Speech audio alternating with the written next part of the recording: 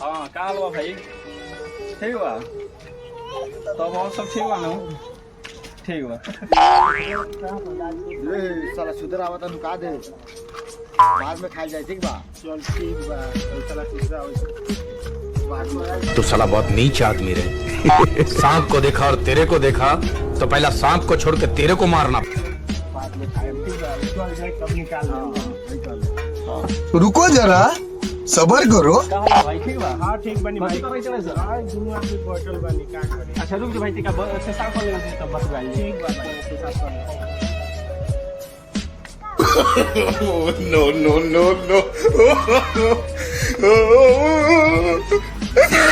ए रुक जा टिका फोन आवता टिका लोग सब बतवा के आवे चाहिँ त यति गरी ठीक बा ठीक बा जल्दी आओ